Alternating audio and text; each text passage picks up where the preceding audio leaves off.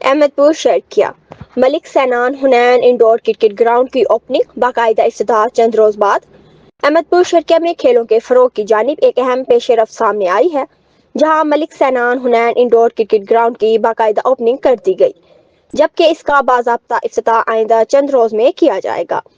اس موقع پر منعقدہ تقریب میں سیاسی سماجی شخصیت، معززین شہر اور کھیلوں سے وابستہ افراد نے بڑی تعداد میں شرکت کی۔ اوپننگ تقریب میں حاجی شوکت، فیض خان خاقوانی، محمد صدیق، جاوید سلطان، رئیس طارق اور رئیس رانجو خصوصی طور پر شریک ہوئے۔